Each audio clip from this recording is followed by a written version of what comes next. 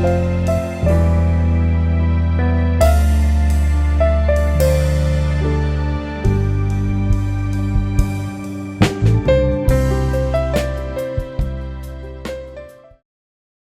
everyone and welcome to the Navin Times Talk from the Heart.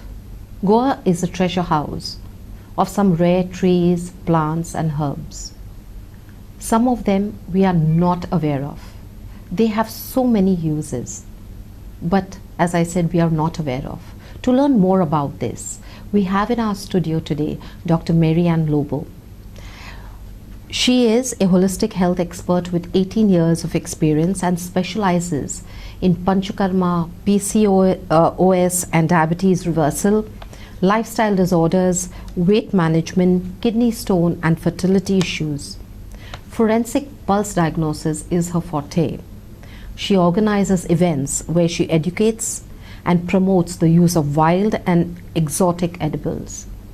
Her work has been featured by national and international media, and she has also been invited as a speaker on various platforms to expound on diet and nutrition.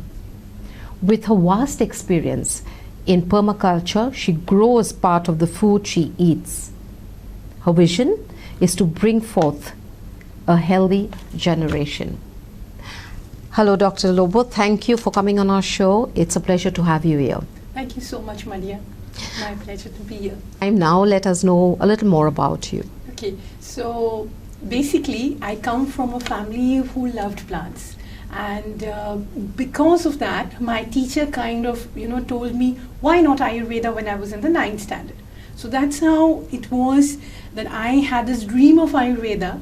I always wanted to do something with plants and then to carry forward what my grandfather and my grandaunt, but that is paternal grandfather and maternal grandaunt, okay, who taught, my paternal grandfather taught my father and he taught me. My grandaunt is who directly taught me, because I used to be left with her, a hyperactive kid at the age of 3.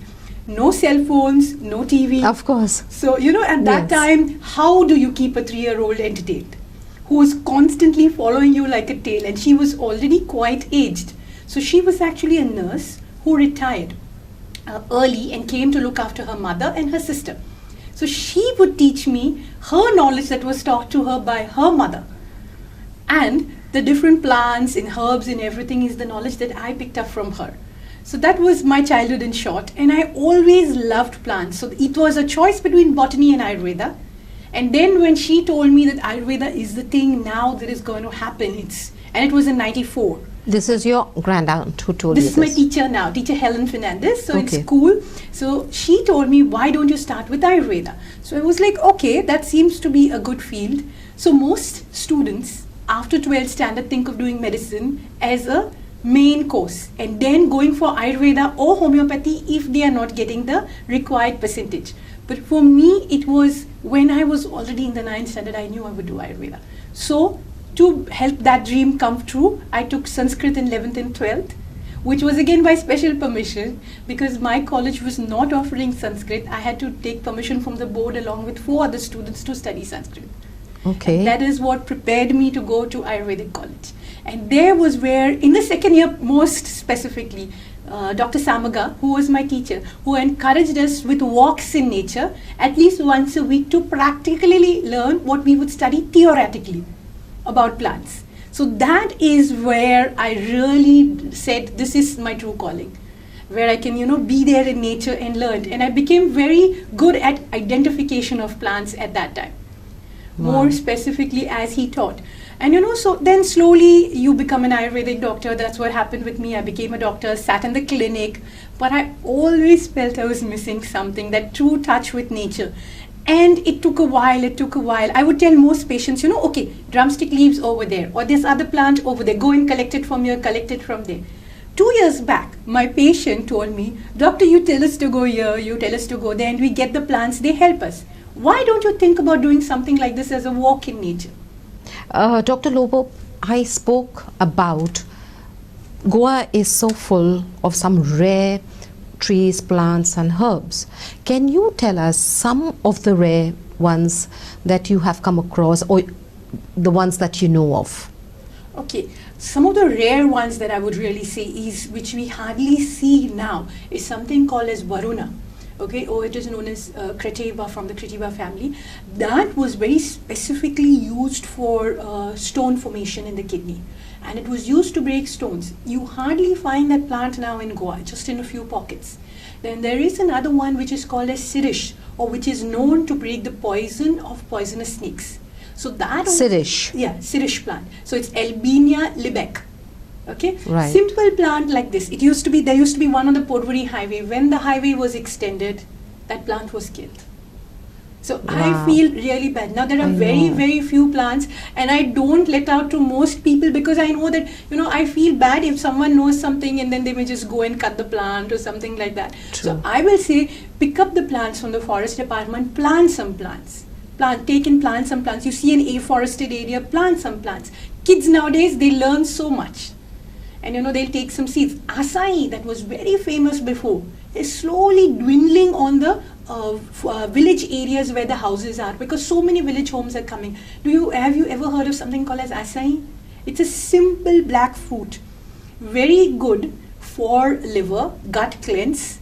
Okay, it helps balance your bile and digestive juices. And the leaves are what I call as simple hangover remedy. Okay. Acai. Acai. That is the Konkani word That for is it? the Acai. Konkani word for it. Okay, and when you eat it, normally the skin of the fruit tends to get caught between your teeth. Oh, So that is how you identify it. It is a little sweet and sour.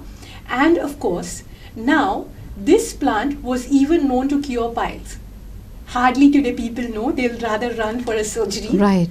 Or you would rather run to take a quicker relief from piles. But if you just consume the tea of this, and have given a detailed recipe of how to make this tea on my Instagram page, which is Plant Walks Goa Official. Okay. Just how you can consume this tea for health. Now it also works for jaundice. So acai is for a hangover, you said? Yes, it's for It is for a hangover and it is for bile. bile. Yes, it regulates the bile and the excess. cleanses bile. your It gut. cleanses our gut. But you said that this is not available right As now. much as before. So there is a certain quantity that is still there, Yes, and we can use them. you can use them. Now, if this, since you do not want to share where these No, acai I places. can definitely share. Yes. Acai is widely available on the Sukur plateau. So please, if you all go there, collect the seeds, eat the fruit, take the seeds in a box. As even yesterday, a research fellow who came for my walk specially, she collected the seeds in a box and she said she's going to take this to Andhra and she's going to plant this there. And I said, please do that. Because that way we can see that we keep the seeds, and I know the future generations, even you in the next 5 years can consume it. And she was exceptionally excited to know that it was a hangover plant. Okay, fine. So now you know, if you've partied hard and you have a hangover the next day, what you have to go to or and find that acai. I'm sure it's going to help you. Is acai, does it look like karvanda? No, Is it a doesn't look small- like karvanda. It looks more like a very small black pear. Exactly the pear shape. Which is, What size would it is? it's just this small. A very small little thing. It's like your earring. A small Okay. little bead earring. Right. That's exactly the size that it is. So you hardly get much of a pulp. The seed is quite nice and thick. So you chew the pulp completely till you can see the seed with its fiber, just like a mango. Okay. The seed fiber formation is just like how it is on a mango. Right. And then you collect the seeds, and use it. And the kids get most excited because then they know, okay, we can plant something and then we can eat this. And today's kids are very curious. Of course they are. They Yes, just love yes. these things. And so this is one way that we help promote and preserve these plants. Also, one more plant that I would mention here that is very rarely available is something called as medicinal brinjal. The Solanum family, yes. Medicinal brinjal. Medicinal brinjal. It is from where you get your kantakari syrup, which is used for cold. If you have ever heard of a kantakari syrup. So it comes from this plant. These plants again are very, very rarely available. Once upon a time, the Ponda Kundai plateau used to be full of them. Right. That's where we studied in Shiroda. So that's how we would, sometimes go to Kunda, to Ponda. Because second year, we have to collect what we study. Collect the leaves, dry them, and maintain a journal of medicinal plants. So that's how we knew where you got these plants, and then we would just go and collect them. And now I see them so less, because if you can directly use, now in Tamil Nadu, I'll mention to you, they use this in cooking. Oh, They know how to cook and use it. this is the Kantaka, The Solanum family, the wild brinjal. the brinjal. The Kantakari syrup, from where it comes. Now that's so rare. In Auroville, they make a sambar out of that. Okay. We have lost now certain things. But you know, our Goan ancestors, I'm sure, our grandparents, great aunts like your great aunt must have used it in food. Yes, they definitely used it in food. They had their own way of cooking. But then what happened between the transference from one generation to another? The education aspect came about of going to school, and then the next generation had jobs happening, overseas jobs happening. And so slowly, with the lure of, the development that happens, you lose touch with nature. And then even the transfer of information gets much less with each passing generation. That's sad, isn't That's it? really sad. And so my generation doesn't even know how to cook it until, I picked it up from something, a friend in Auroville, and she told me how you do it. And I was like, wow, that's really nice. Because I know it's used in medicine because of Ayurvedic information, but to know that it was used in food is something, Absolutely amazing. really. And as I said in the introduction, we are sitting on a treasure house of these exotic and beneficial plants and herbs, and we need to learn about them so we can use them. Could you, doctor, give us a recap of the 4 plants and herbs that you have just spoken about? You said one was Varun. Okay, the other one is Albizia lebec, which is Sirish. Sirish. The Right. 4th one is Micrococcus paniculata or Acai. Acai. Yes, this is the local Goan name for it, and it is a lovely. I compare it to the blueberries. Okay. Okay, I'll speak more about why I say it a little later when I tell about how we can conserve and prepare Right. things and things like that. And the 4th one, of course, is what we call The brinjal. The wild brinjal. Right. Right. Now, are these available? Because in our markets, like Panjam market, Mapsa market, we have these local women who sell a lot of these herbs. So are these women, do they sell it, or maybe it is seasonal and it is sold during a particular time of the year? Now, what happens is the distaste, or because acai used to be so well available in the markets, in the villages before, it is not a fruit that is marketed like maybe adao and maybe your cashew, or which other fruit, jambul, kanta. It's not sold. Love apples. The love apples. It's Right. not sold. Okay. It's not sold in the market. But then, of course, the solanum, again, people don't know, so again, it's not sold. So you don't get these things in the market. And before, Varun bark used to be sold much before. That's what my grandaunt says. But now we don't even have that.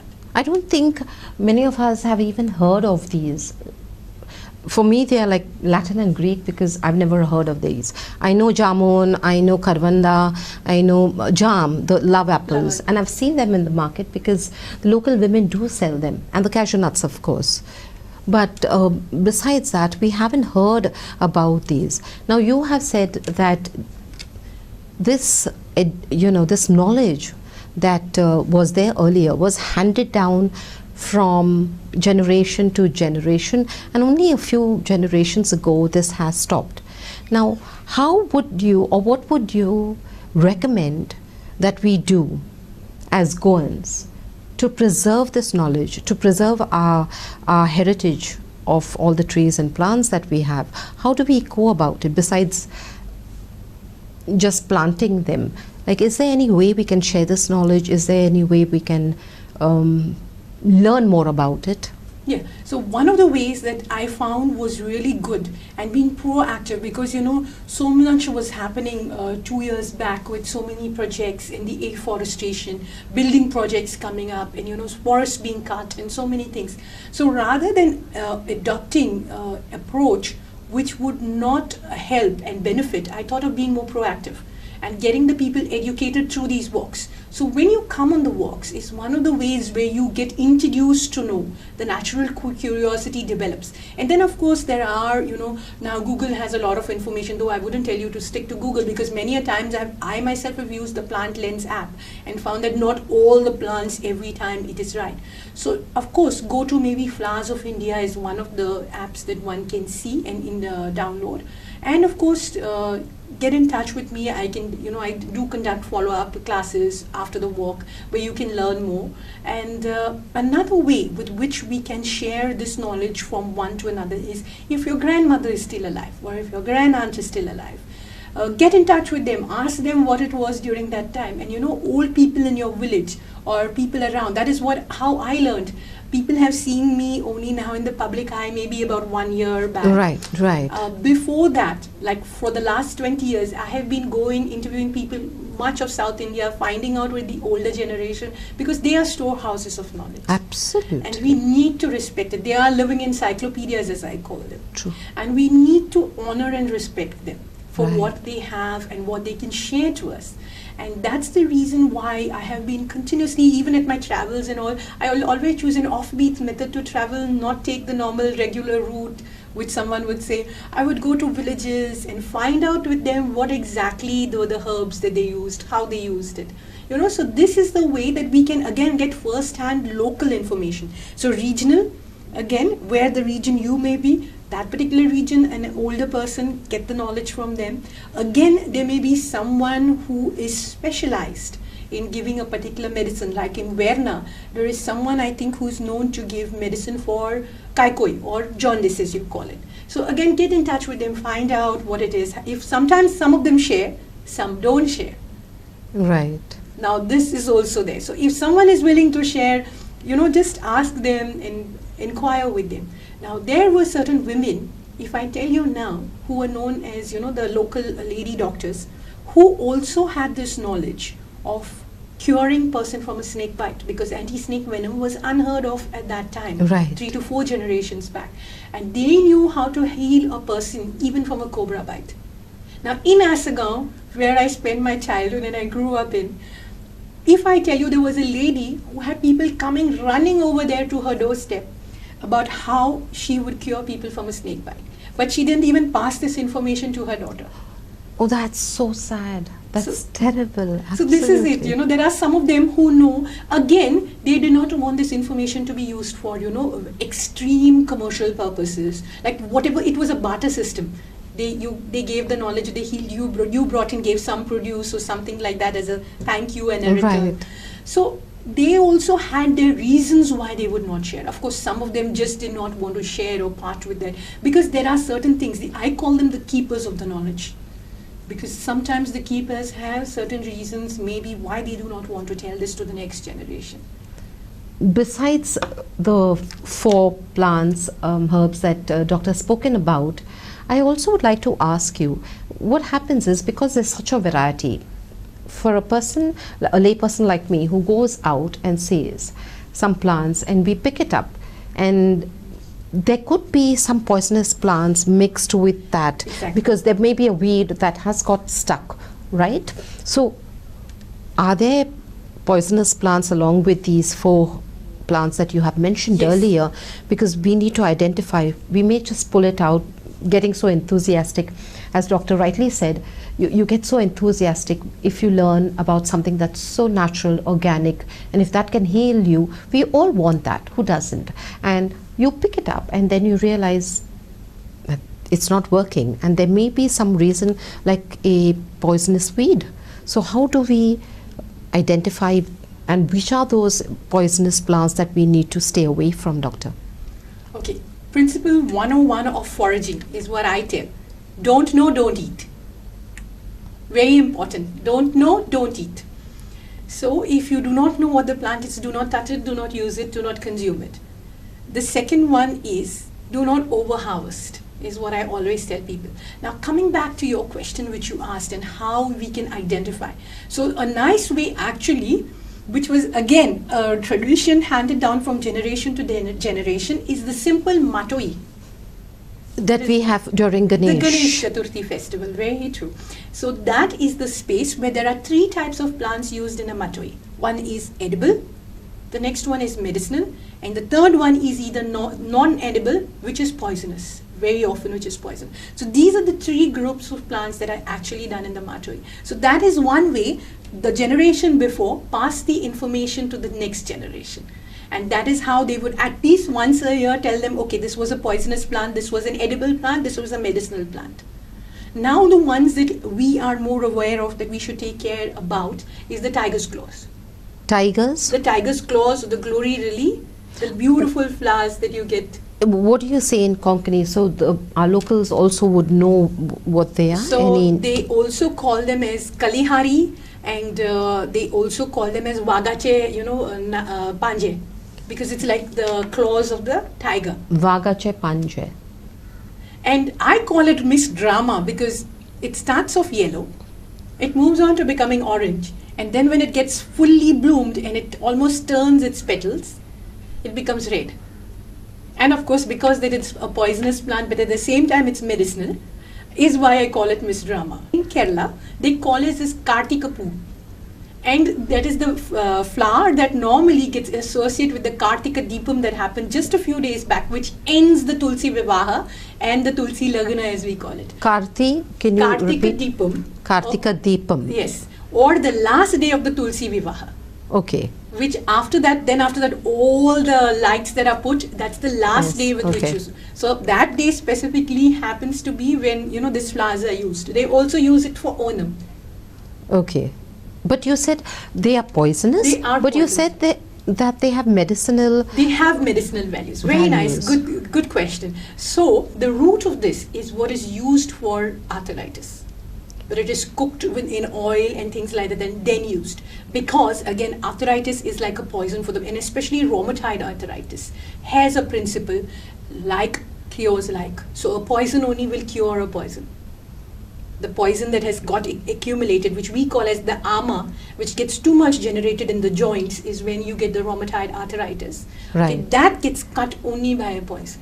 So can you please, for the sake of the viewers and mine, I want to learn the name. What was the name of this plant again? So it's called as glory lily. Or the tiger's claws. And if I tell you its Latin name, it's even more funny because it has got 2 adjectives attached to it. It's gloriosa superba.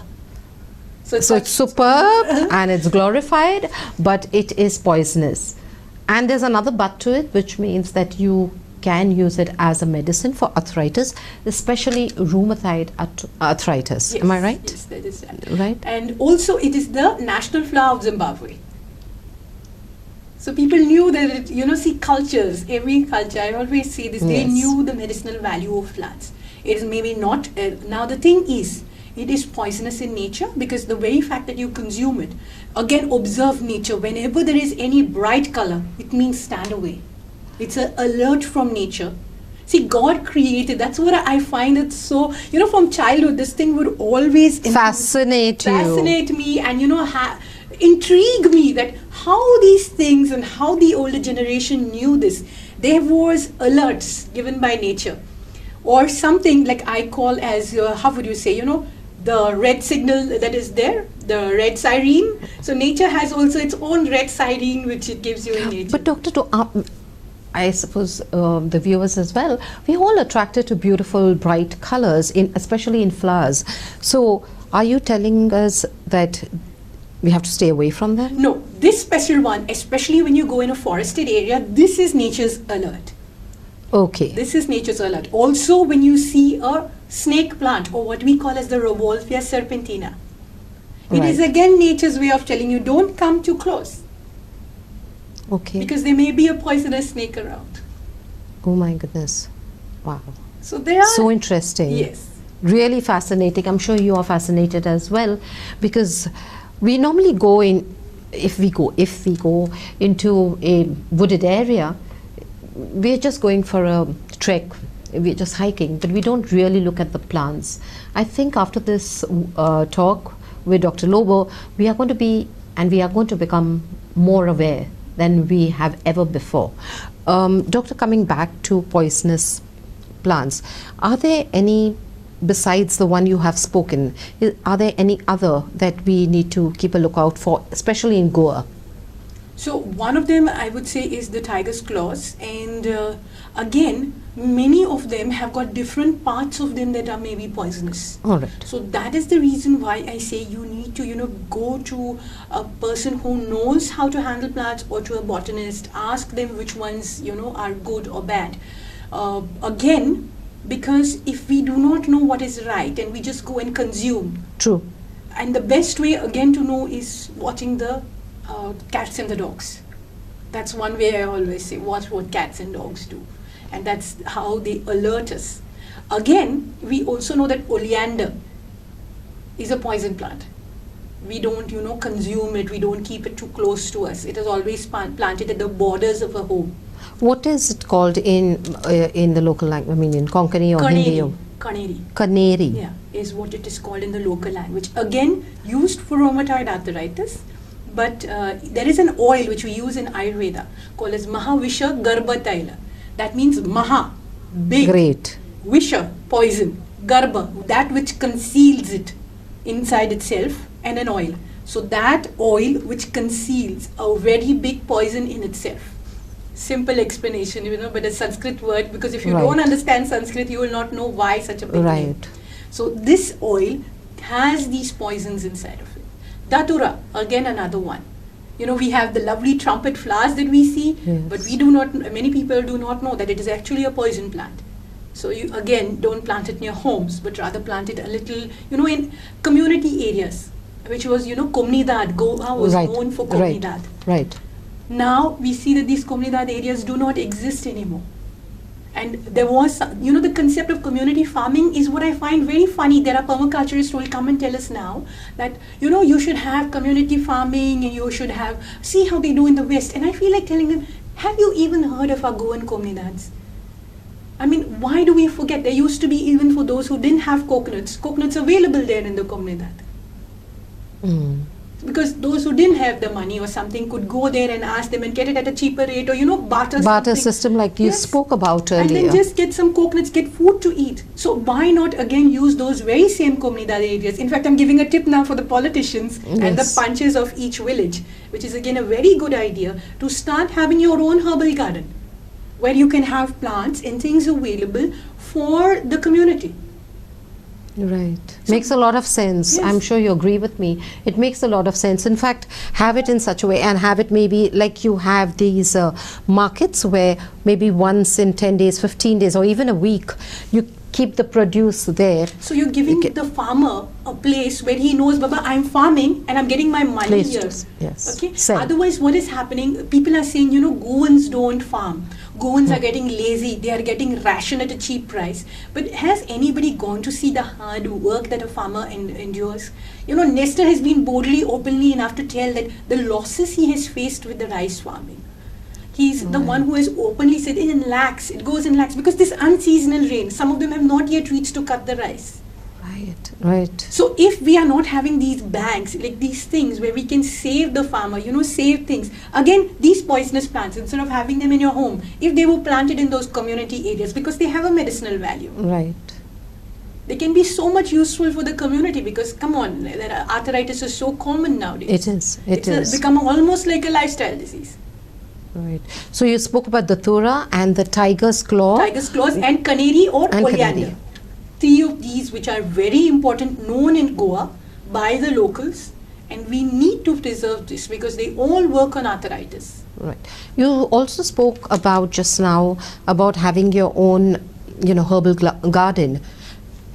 For a person like me who lives in an apartment, we do not have the luxury of living in a proper house, but living in an apartment, you just have limited space.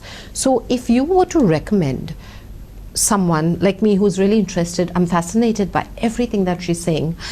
If I were to start a herbal garden of my own, what are maybe 3 herbs that you would recommend, because I could use on a daily basis, maybe besides mint, of course, and basil? Okay. first and foremost, you mentioned, let me go step by step for this particular question. You mentioned you stay in an apartment. Breaking myth, I live in an apartment too. So, I have more than 150 plants in a simple area which is 2 feet by 5 feet. How do you manage that? Yes, now this is a very simple thing. Now I have a tray and a tub. My husband is very creative in these aspects. You know, Russell is always more telling me how you can use waste. Don't go and waste money and buy things from outside.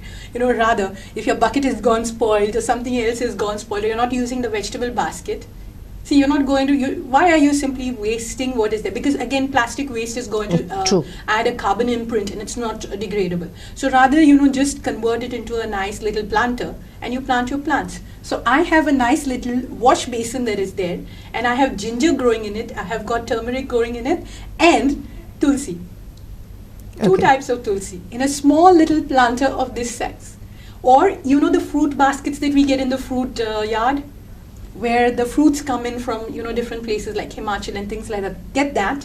Simple. Those are the wooden cartons. No, not the wooden cartons. The plastic ones that come in that we see in a fruit market. They just throw them once little start gets a little bit cut or something like that. They just throw them. And if you go to a scrap yard, for I think 50 rupees max, they'll just sell it to you. So all you can do is, you know, just use coir. They are the one that have that little indentation. You know, the plastic crates that we see, that even the milk people yes. even have them. So just create 2 holes. If they are the closed type, create 2 holes. Or if they are the open type, use coir, full coir from your coconut. Use it down as the bottom layer so that the water doesn't seepage doesn't happen. And then just plant. But the coir is fibrous, so water will seep out a bit, but not much. Not much. And then use a little bit of stones in little pebbles too. So that also helps prevent. That's what I can suggest. Or, you know, the garbage packets that we get, you can just tie it and use that as a liner. Right. And just create little holes. So there's so many ideas. I mean, this is what I do at home. Right. Okay, so this is one part of the question. The third part of the first, of course, being that I stay in an apartment. The second one being that you can use this. The third part, simple herbs that we can use. I would suggest tulsi. There are 2 types of tulsi. The black one, which is a black stem, which is called as Krishna Tulas. Okay. Take that because that has more medicinal value. The other one is called as white tulsi. Okay, Krishna Tulsi and Shweta Tulsi. Okay, these are the 2 tulsis. Shweta means white. Krishna means black, because Krishna swallowed poison and he turned blue, right? Right. So that's why Krishna Tulsi. Okay. And that's how he gets the name Krishna, because he swallowed the Visha. Okay. Okay. So coming back, Tulsi is what you can plant. Brahmi again is another one that you can plant. Or what you call as Gotukulu is what you get it in South India. Everybody will say Gotukulu, Gotukulu. It's the simple Brahmi that you get growing in the fields. Just go bring it and plant it. Brahmi. Now, all these, are we using the leaves?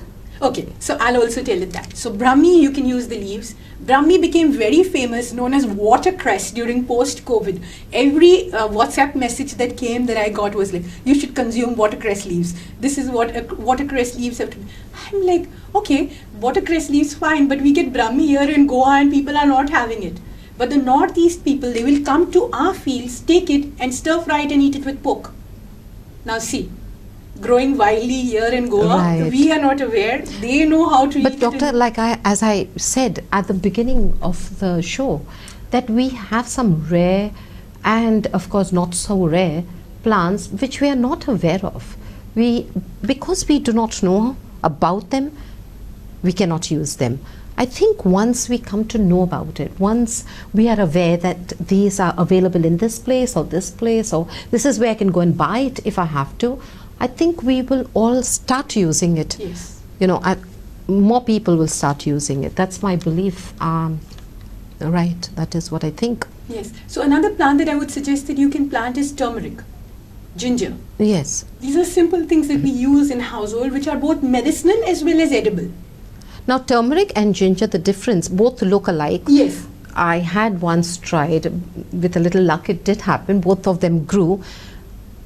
The ginger as well as the haldi, they both look alike.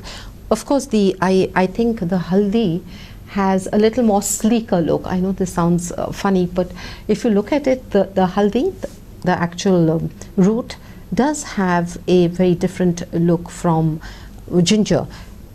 What are the differences in use for the haldi and for the ginger? Okay, very simple. Turmeric is actually the go-to medicine for every mother, every adult in the house. You get a cut, you apply turmeric on a wound. You get a sore throat, they'll tell you have turmeric milk. Or you had a cold, you had a cough, they'll tell you have turmeric milk. Turmeric is used in food. Now, what many people don't know also, the reason why you have to have turmeric as turmeric milk for cold and all is because it's a bronchodilator. So basically it takes care of the phlegm that has got collected and it helps dilate your bronchus. So that's how you can breathe easily. So that was the reason of having turmeric milk. It's told to be used in food again because it's a good digestive, it's a gut cleanse, it's a liver rejuvenator, blood purifier. Now this, I am talking about the root that is the there. root turmeric. And it is more smoother, as you said, yes. And as you do a cross section or you cut through it, you will see that it's got its classic yellowish oranges. Yes, definitely. Yes. And yes, what you said is true. It is a more sleeker, smoother It is, root. it is. If you see it, you will agree with me. But what I wanted to know is, normally if someone gets a cut, I'm using for my food, I take haldi powder, I take turmeric powder and I use that, right? Yes. For the root itself, it becomes difficult in the sense, how do I put it on a wound, right? As a fresh root. Yes. Again, very simple.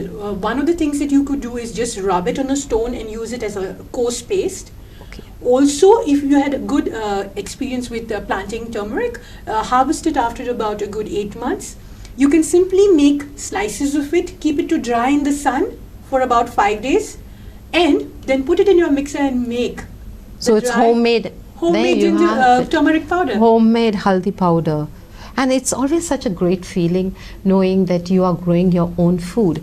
That brings me to the point that you also, on your walks, you grow your plants and the herbs and you show it to the people who are there on your walk. Yes. Now you grow some of them and you use it and give it to some of your patients. Yes. So besides the haldi and the tulsi, also I would like to ask you, I'm sure the viewers also may have this question, what is the difference in medicinal use of the basil that we use for our salads and the other tulsi? Can the basil that we use in our salads, can that be used as medicine as well? Yes, that can also be used for medicine as well, especially if you have a stomach upset, a stomach gripe, okay, you can use it. That's why they use, if you go to see pesto, using it in pizza, because they didn't have so much of digestive things in the West.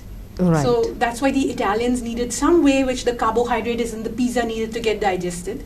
So Right. you put the basil. I hope you are listening. Next time you eat a pizza, make sure you put a few of the basil leaves. You can grow it, and I grow it at home, and it grows wonderfully. A little bit of care, sun and water, of course, and it does grow. Yes. I've had good success with basil. Yes, too. yes. And again, coming back to your question, is basil as medicinal as tulsi? As the tulsi. So again, because it's not indigenous to India, we should also remember this.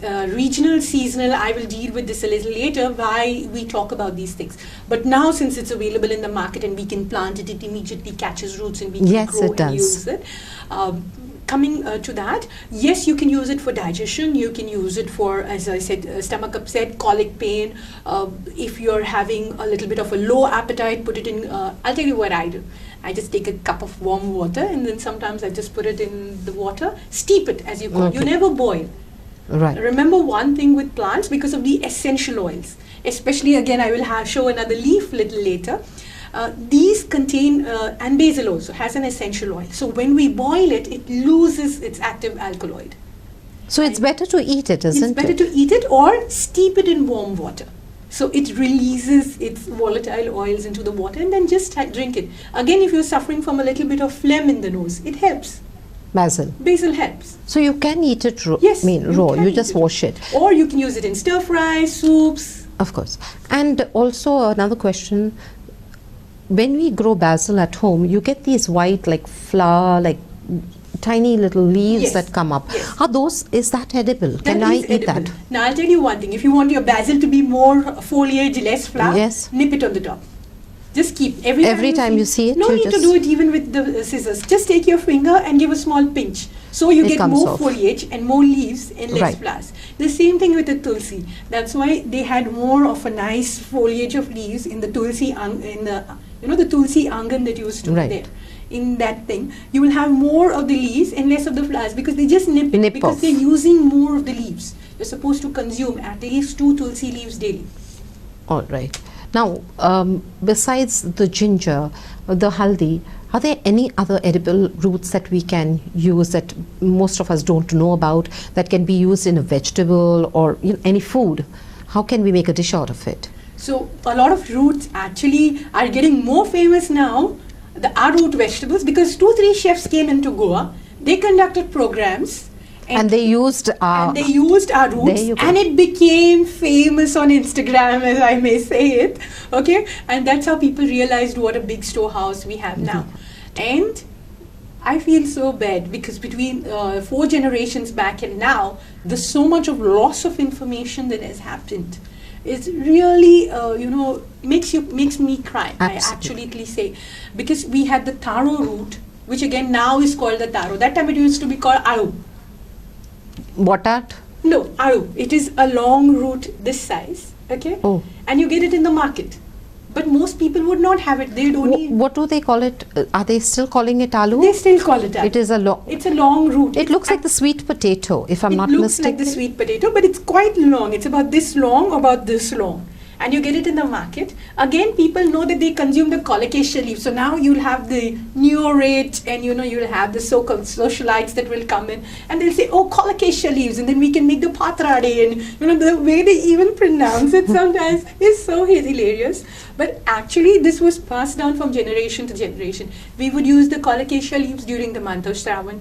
So people have not having the idea why things that they are doing during a particular season, and at the same time that thing has got forgotten. So these roots are consumed post Diwali.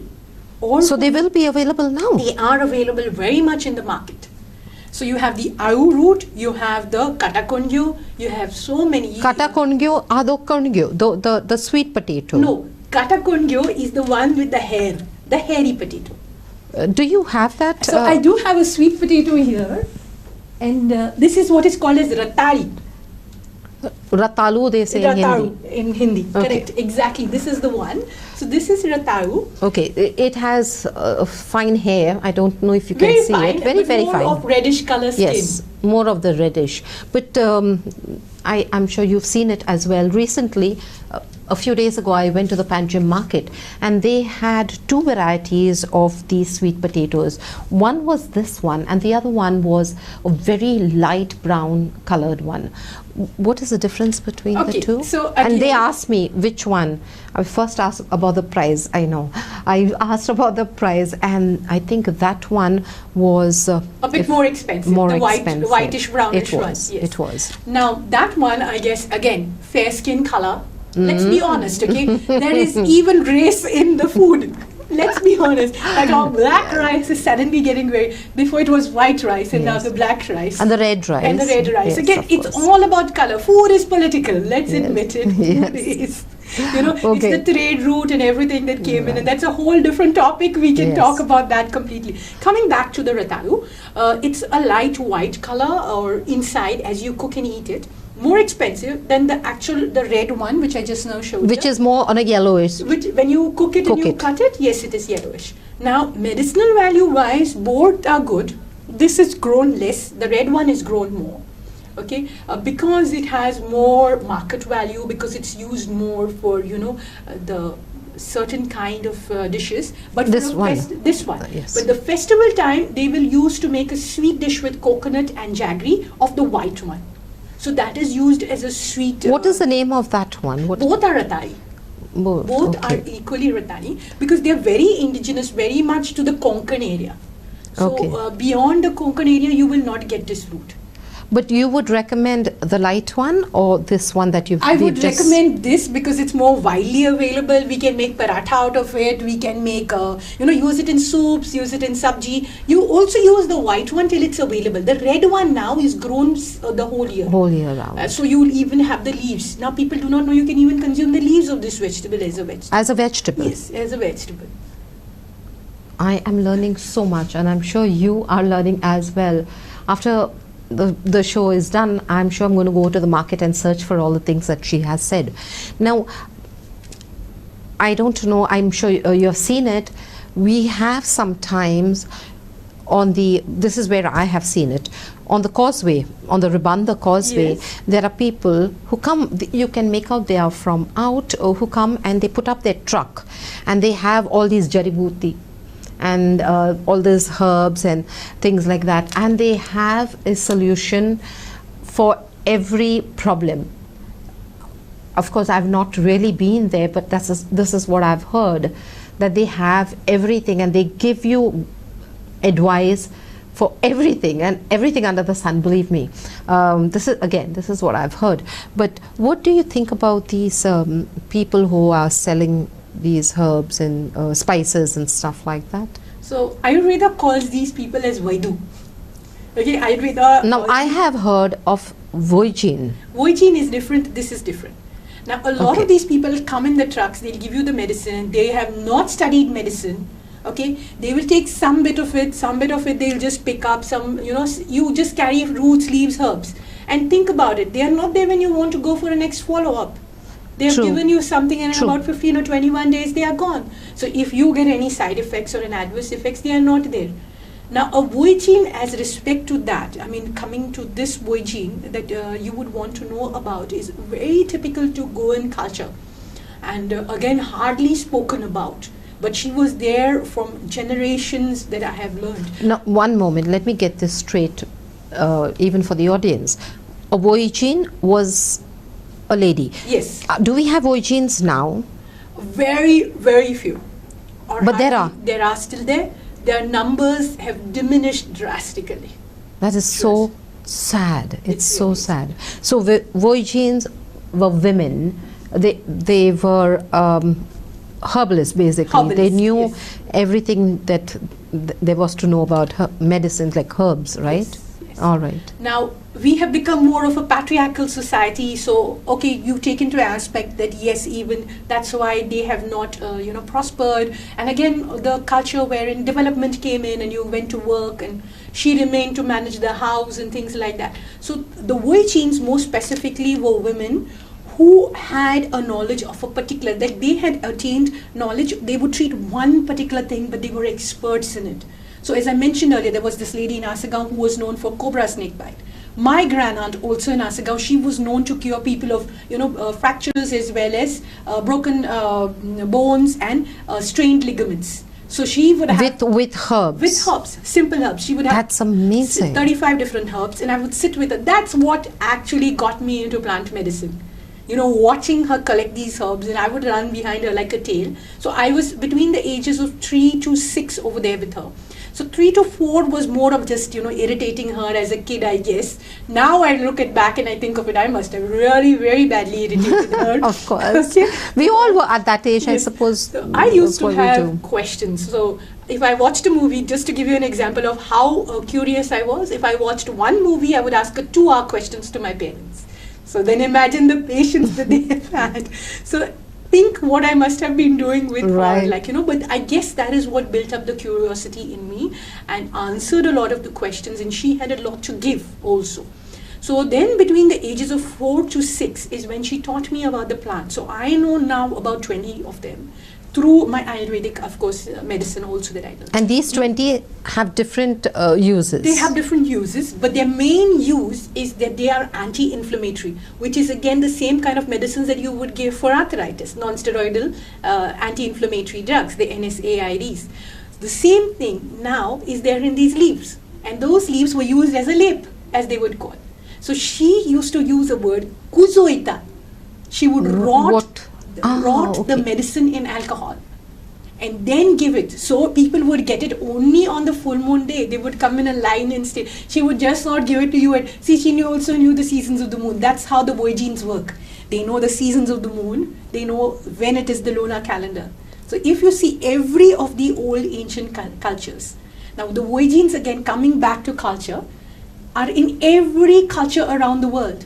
If you see, they would call them as mamas or different things as they would be there. Peruvian culture, Mexican Right. culture, the Aztecs, the Red Indians, coming this side to Southeast Asia, everywhere they have been women, and they have not been given the respect that they deserved, because they would help heal people. So again, they were known also. There were a particular type of Vojins that were known to break veins, cut veins, and release blood and heal people of high blood pressure. There is one still. That sounds a little, I'm sorry, but it does sound a little dangerous and scary. Exactly which veins. Now see this, they knew the knowledge of exactly which veins to cut. Now Sira Ved is a procedure that is also used in Ayurveda. What is it called again? Sira Ved, or venesection. It is also there in Chinese medicine, it is also there in different Asian medicine cultures. Little bit of German medicine, but I again feel it's the trade route and the things like that where the crossing over of information happened, and that's how they they also use leeches, which is also used in Ayurveda. They also have it, and that got popularized during the Dark Ages in Germany. But I somehow have a feeling this knowledge went there through the trade routes to the Mughals maybe, and even some invaders before that, which we are not aware of. But India being, the Akhanda Bharat, which was the, the bigger India, which we had. And then slowly different countries came and it went smaller and smaller. Like you would get a big knowledge of India from being from Chandragupta Maurya's areas, his era and the dynasty that he had during that time. That's how even medicine-wise we'll find these a lot there. And again, the same culture, coming back to the Vojins, again the ladies giving medicine. So the Filipino lady, as I was saying, I came across this girl, I met her 2 years back, and she's an Australian, was living in India for a while. And she told me now her grandmother was known as a herbalist there. So we have in the Philippines. In the Philippines. And she still, till about 10 years back, was giving medicine, and then until she got really old and she stopped giving medicine. So the Vojins, if you see, are all over the world. The plant medicine women, as they are called. They're world over. Goa had such a great storehouse of these Vojins. You just met them, they would apply lapes on you and, do all these different kinds of medicine. And give you concoctions to drink. Yes. Some were known to give special medicines for stones. Some were known to give medicines for diabetes, not so much at that time, but jaundice. Right. So many different Vojins were known for different things, and I would say we need to preserve this Vojin culture in Goa. Absolutely. We really need to find them, honor them, respect them, give them the due that they really deserve, because without medicine knowledge they were still doing this because they learnt it from the elders and then passed it down. So how can we get more, I'm putting her on the spot, but I think I need to ask this question. How do we get more Vojins? How would you say we start doing this, get this knowledge, shared and passed on to every generation? So today, if there are people who are interested in medicine, can we make these people Vojins? Can the men participate as well? The men can participate as well, but what happens is, I guess sometimes the men went out. No, now. I'm talking about now. Now also, yes, men can do, but I also have a feeling the women had this touch with nature more than the men, because again, being Mother Nature, as you would call it. And I think women are more intuitive, I suppose. Yes. I suppose that they look at a plant and they get a feel of it. Yes. Maybe. I'm wrong. No, it's a fact. It's a fact, because that's how the compassionate nature, being more emotional, the plants again being something that heals, and also very, they pick up our vibrations and they pick up our senses. True. That's a whole nother topic. Yes. Okay, but yes, they do pick up. So I guess that was the reason why it was more women-centric and less men-centric.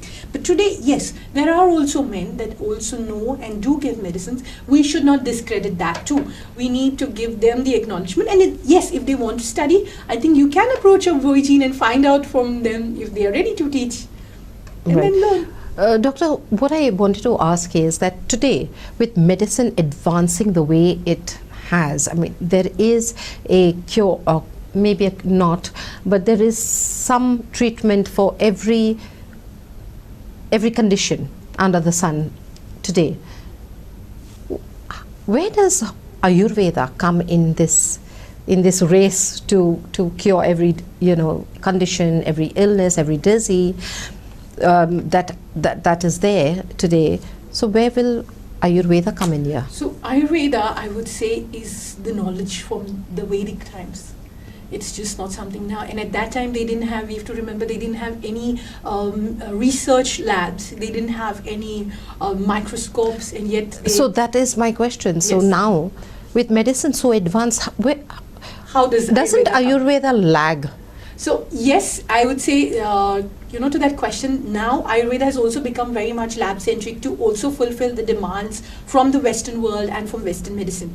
But let's not also forget that active plant medicine also comes into a feature, and that's also how it works. And that's how many of the Ayurvedic doctors still will tell you, take the root of this, take the herb of this, or something like that. And why Ayurveda gets so advanced is, I said earlier, pulse diagnosis.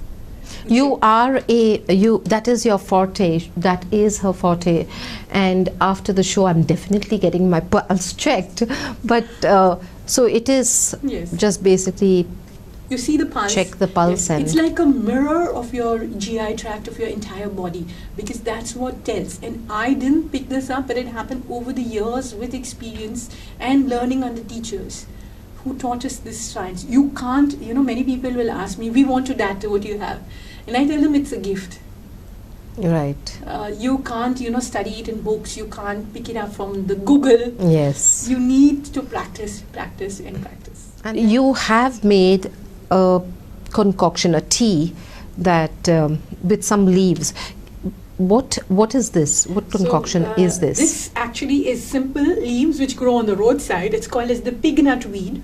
Consumed. Pig nut. Yes, pig nut weed. Okay. And in Konkani we call it? There is no Konkani word. One of the words that I've heard some people say, they call it ganiri, but it's not the lantana ganiri. It's a little different because of the aromatic smell is why they would call that. Now the dogs and the cats consume this, and I used to always wonder why, until I started making it with little warm water like this and making a nice tea of it. Right. And I would like you, Maria, to have a sip of it. Just have. You have steeped it. She has steeped it for about 10 minutes now. And let's taste. It smells, it's very aromatic. It's minty, it's basil and mint. It's Same a mixture. family. It's a mixture of basil and mint. I'm lucky, I'm going to taste it.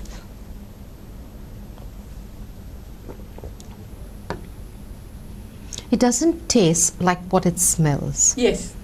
It smells like, as I said, it smells like basil, it smells like mint, but it doesn't taste like mint or basil.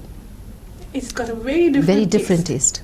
A more earthy. Yes. You tell me. Yes, I think so. Yes. It's not. And very true. I'll tell you something else about this. Now, this is known to release phlegm from the nostrils. And if you get sneezing. It even has a nutty, Yes. a nutty or oily nutty taste. I don't know how else to explain it to our viewers, but it is very oily. You feel there is a nut oil. If you were to take a spoon of it, well, that's exactly how it is. Now, the reason the nut and the oil taste is because it has a volatile oil, and that's why from the basil family, all of them have got that, right? Right. They have that's why you steep it, you don't boil it. You steep it or you brew it in warm water. Can I eat this? Just the leaves? You can, but just one leaf. Per day? Yeah. Why? Not even per day. I would suggest 2 per week. Thank you, doctor. It was absolutely lovely speaking with you. We have learnt so much. And as doctor said, the next time you are in your vehicle, you are passing the road, and if you can retain those seeds of seasonal fruits that you are eating and plant them. I mean, even if you throw them on the side of the road, I'm sure they will take root.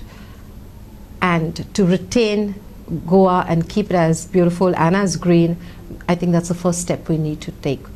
So again, doctor, thank you, and we hope to see you again. Thank you so much, Maria. Soon. Thank you. Bye-bye from all of us. Take care.